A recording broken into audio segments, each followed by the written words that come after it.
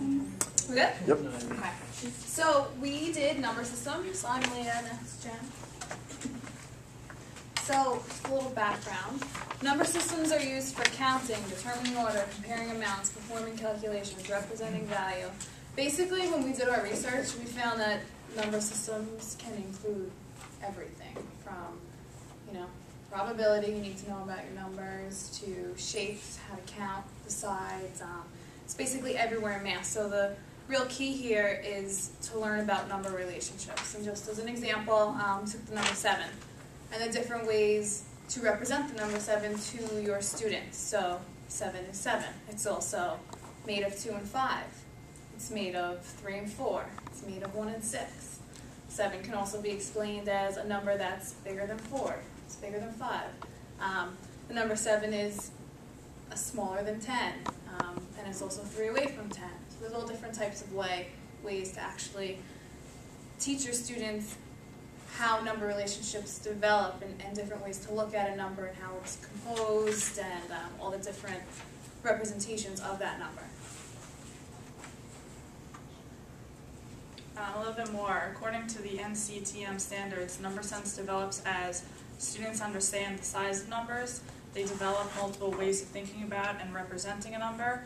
They use numbers as reference and develop accurate perceptions about the effects of operations on numbers. Students explore number sense through different types of relationships, such as pattern, set, and part-whole relationships. So when we were doing research on this, because it's such a big area, we just kind of looked at number relationships a little bit more as the developmental landmarks. Through pre-K and kindergarten, you're basically teaching them about numbers. The basic number and then counting. And also to make sure they understand what counting means. Not just 1, 2, 3, 4, 5, but visually, 1, 2. When they show the number 2, hopefully they're showing their fingers or counting 2 with their hands. So using concrete materials to develop those concrete ideas of counting. And it's key to use the words more or less same so that they can understand. You're developing the basis for them understanding the relationship of numbers to one another, not just the number alone. In K through 2, you continue to develop the number relationship. You introduce addition and subtraction. Something I read about that was key here is that you don't teach about place value yet in this grade because they're not developmentally there to understand what place value is. You can start to teach them about tens, so they get tens, and skip counting, but teaching them place value is not something you start to develop until 3rd grade through 6th grade. So you focus on the position of numbers in digits and what they represent. So that's where you develop the place value of ones, tens, hundreds. You decompose and compose numbers, and you really start to think about large numbers and how are they incorporated in your life. How do I represent a million? So our lesson for the grade 5 was on place value to the millions, and our state standard covered understanding the place value structure of the base 10 number system. 10 ones equals 110, 10 tens equals 100, 10 hundreds equal 1,000, 10 thousands equal 1 10,000, 10 10,000s equal 100,000, and 10 100,000s equal a million.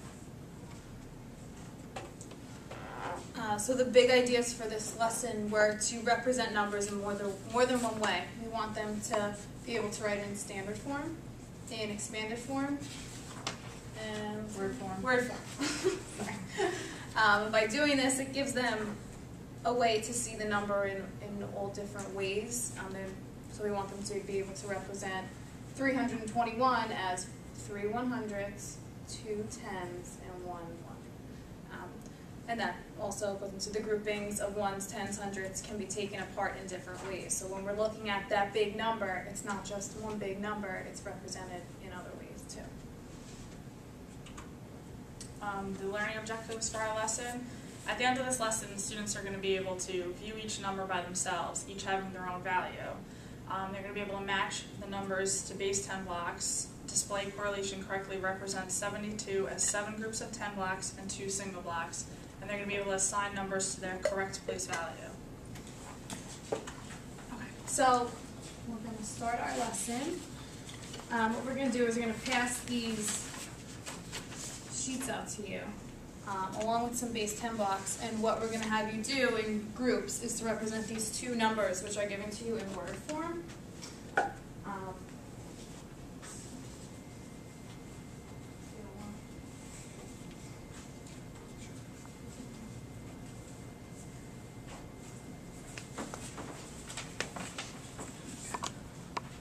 So you're going to represent them in base 10 blocks.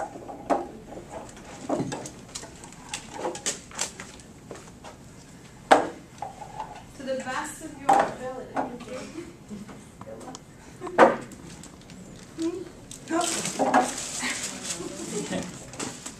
So you're all probably like, well, I can't really do this. I don't have enough. That's part of the challenge. Okay? See what you can do, what you come up with what your strategy is.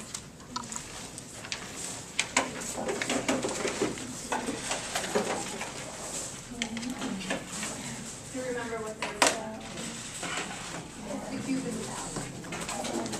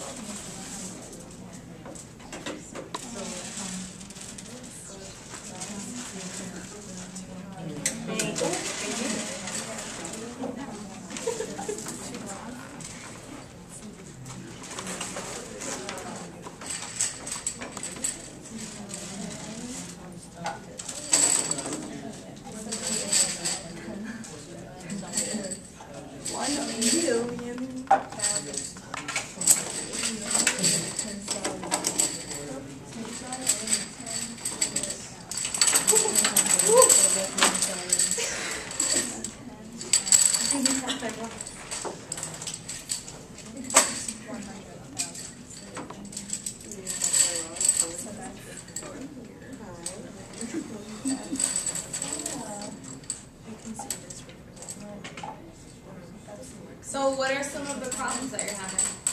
How to represent a million. So what we're trying to do here is to teach the kids how big these numbers are, because in the lower grades they're not reaching a million yet, and they can represent everything by these blocks.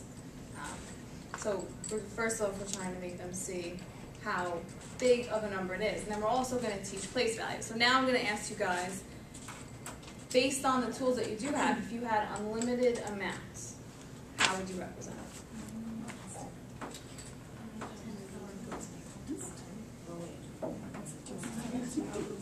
You can write that down.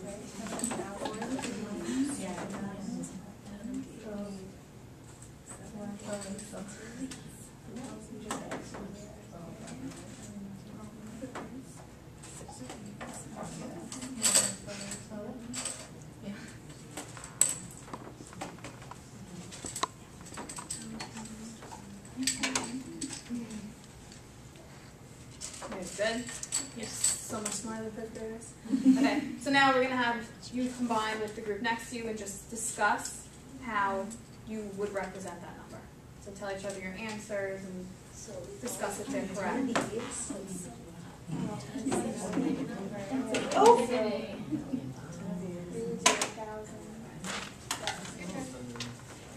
56 of these.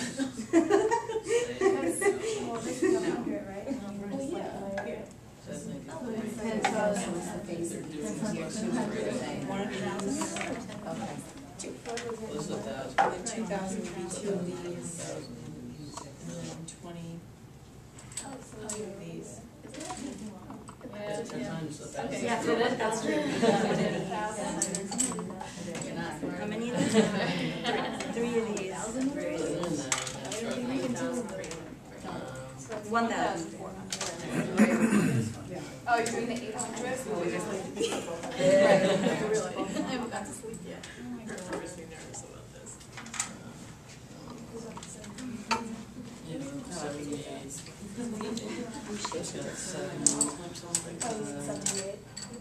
yeah.